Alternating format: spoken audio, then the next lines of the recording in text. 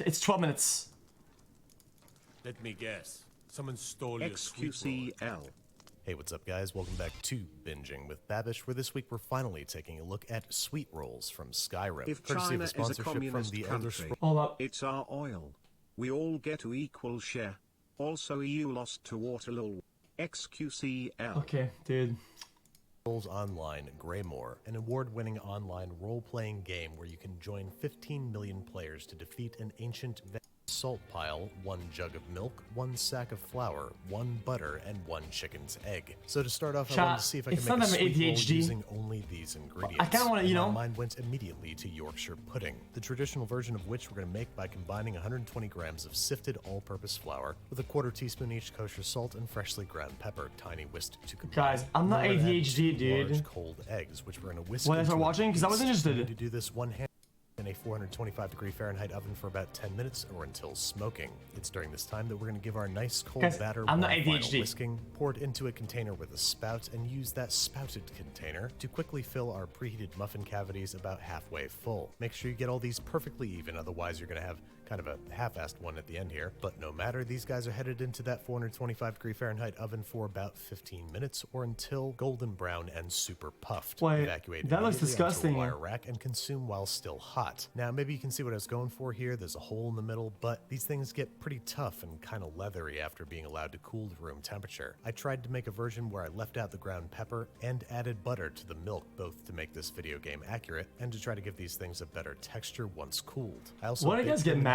when I say something looks bad or is bad? Right, but they turned out pretty dense and gummy, which you can imagine was a bit of an arrow in the knee. So I decided to turn, as I so often do, to the official Elder Scrolls cookbook, which calls for combining 3 tablespoons of melted butter with 1 cup of warm whole milk, 2 tablespoons of honey, and 2 teaspoons of active dry yeast. Tiny whisking with a large egg and a pinch of salt. I'm not enjoying this now. I'm watching it. All-purpose flour until a smooth batter forms. We're then going to generously butter our miniature bundt cake or I like tricking people with my culinary opinions. Make sure to wipe up all the icky excess. Make sure that everybody's perfectly aligned with the camera. Cover with plastic wrap and let rest at room temperature for 30 minutes, during which time your batter should expand twice-fold. We're then carefully unwrapping our little sort of yeasted cakes, placing them on a small rimmed baking sheet, and placing that in a preheated 350 That's science, Fahrenheit oven. There they shall stay for about 15 minutes or until lightly browned and a toothpick inserted in the thickest point emerges clean. Then after letting them cool in the pans for about 5 minutes, oh, that looks good. And let them cool completely on that a looks wire good. rack. During which time we're going to make our frosting. Now to get that Skyrim sweet roll look, we need to achieve a very specific viscosity. I found that a ratio of 200 grams confectioner's sugar to 45 grams low-fat milk was just right, making a glaze that just sort of gently drapes over the top of the sweet rolls. And there you have it, sweet rolls via the Elder Scrolls official that looks really good. cookbook. They sure do look the part, but what do they taste like? And the answer is not bad, but not great either. I'd imagine they're very accurate to how they would taste in the game. Sort of a bready, relatively bland medieval snack. But what if we want a sweet roll as tasty and tubular as it is in our imagination? Fill with our chocolate. We gotta turn to brioche, the sweet, eggy, buttery, flaky bread of your dreams. I love those. Stand mixer goes 510 grams of brioche flour, that's 60 really grams good. of granulated sugar, about 14 grams of active dry yeast, or maybe 10-12 grams of instant yeast, and about 15 grams of kosher. Chat,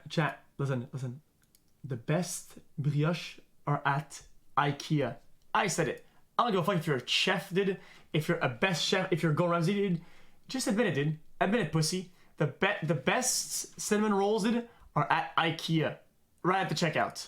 Salt, tiny whisk, it is what it is. State of homogeneity before placing to the base of a stand mixer and adding 4 large room temperature eggs. And yours? You do not want any cold liquids in this recipe, as it's going to make it a lot harder to emulsify butter into the dough later on. Affix dough hooks and begin to mix and knead together for about 4 to 6 minutes. We want all the dry ingredients to be incorporated into the eggs, and the dough should just start to look a little smooth. Scrape down the sides of the bowl and the dough hook as necessary, and then it's time to start adding the butter. This is where your stand mixer is going to start to pay for itself. I tried to do this by hand once and damn near quit cooking altogether. So with the stand mixer running on low, 1 or 2 small pieces at a time, we're going to start adding 225 grams or 2 sticks of high quality unsalted room temperature butter. After each addition, crank up the speed a little bit and allow the butter to incorporate entirely into the dough. This is going to take Well, it's going to take Chat, a good those long ones. while, anywhere from 4 to 8 minutes between each addition, and especially slow at the beginning of the process. Fight the urge to move any faster and wait until the dough is starting to clear the sides of the bowl before adding any more butter. If you move too fast, the dough could break and separate into an oily, shaggy mass. And as far as I know, there's no After this, I will remedy check for that Reddit other and I will than do again. starting over from butter square 1. Once you've added your final hunk of butter and allowed it to incorporate completely into the dough, we're going to crank the stand mixer onto medium speed and allow it to knead for 5 to 8 minutes. This looks like it's doing until it nothing very here. nearly cleans the sides of the bowl and becomes impossibly soft and smooth and silky. Unfortunately, half of bread baking is kind of knowing what it needs to feel like, and the first time you make a proper brioche dough, you know it. It's super soft and buttery and almost flowy without being too sticky. It even comes straight out of the bowl without putting up a fuss. Now onto an unfloured countertop, we're going to start working this into a smooth, taut ball. Simply find the smoothest facet of your dough, make it face the sky, and start passing the dough So back that's like and forth booty between cheeks. your hands, pinching the edges against the table as you go. This is going to pull the exterior of your dough ball super taut. Now it is time for the first rise. Into a generously buttered bowl goes our boule. Plop it in the bowl, Okay, seat man. side down, cover with plastic wrap, and let it sit at room temperature for anywhere from 60 to 90 minutes, or until doubled in size. Now we're just going to pop it back out onto See, the that's countertop real science, quick, dude. punch it down, and to help develop its gluten network, we're going to perform a series of folds. Start at the top of your dough, fold it in towards the center, and repeat working your way around the dough until you've completed 6, 7, 8, 9 folds. Can you tell why I'm a terrible baker? Then repeat the edge pinching technique to pull your dough ball taut, and at this point you could return it to a buttered bowl to let it rise for 1 hour before shaping, proofing, and baking. But if you want better flavor and texture, you might want to consider giving it anywhere from 12 to 48 hours in the fridge. After which time it should have puffed up a little bit, but not too much. Carefully pull it out the bowl, and then depending on what you're doing with it, divide it into pieces. it's like If you wanna magic. make a good old-fashioned, easy-peasy loaf of brioche bread, divide it in half, turn the half dough out onto a well-floured work surface, and roll it out into a rectangle about as wide as your intended loaf pan.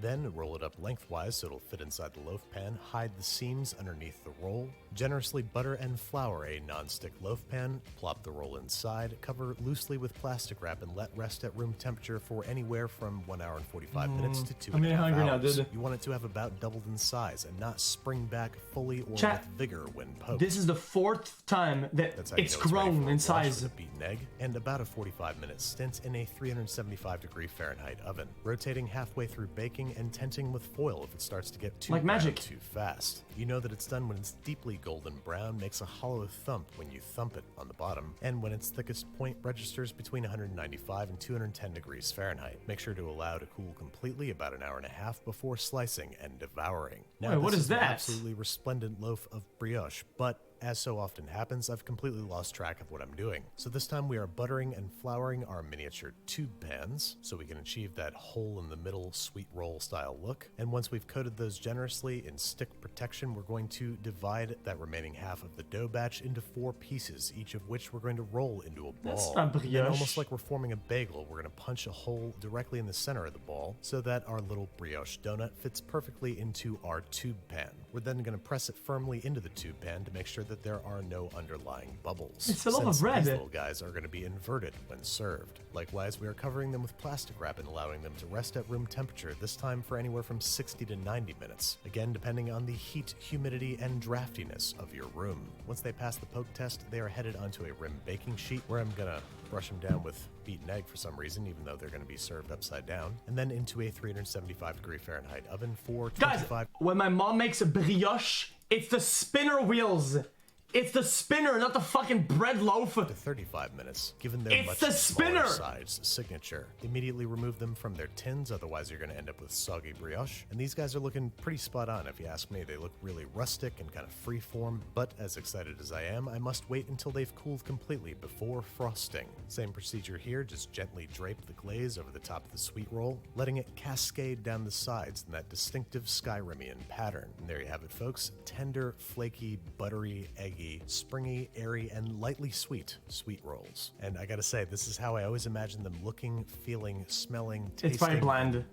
sounding. The brioche is super tender and flaky, but it's got a nice toothsome quality from all that gluten development, and it's incredibly rich from all the butter, so it plays really nice with that super sweet topping. It is a member of the Clean Plate Club and undoubtedly one of my favorite things that I've ever made. But I'm not stopping there, because you see, Bethesda challenged me to make a sweet roll fit for a giant, perhaps as an apology for all the mammoth Okay, I'm gonna cheese skip stolen this. over power. Because this sweet roll gets up Okay, it with rises an extra big. batch of the glaze and simply pouring it over the top of our upside down brioche bunt. No, And in ADHD, dude. retrospect, I made this guy Why a not little just too eat the tall because I gla- wanted to recreate that sort of sweet roll look, but you could totally make a single batch of dough and bake it as a bunt cake, and it would be amazing. Anyway, we might as well get a cross section of this guy as long as we're here. I'm honestly shocked to find that the crumb is actually pretty nice. So now I can say with confidence that this is both the biggest and best sweet roll I've ever made. And it's all thanks to the folks at Bethesda for sponsoring this episode and making some of the best games of all time, including The Elder Scrolls Online. Great. That was pretty sweet, Dark chat. Heart I of actually, Skyrim chat, beats you know from what, the chat? depths in Elder Scrolls I normally don't watch long videos like that when they're like about cooking or whatever. Dude. I enjoyed this. Online. That was a good video. Explore the I'm a little hungry now, dude, but that was smooth good. Western Skyrim and face an ancient vampiric army as part of a year-long gothic adventure. I've got a I enjoyed the video, dude. That was good.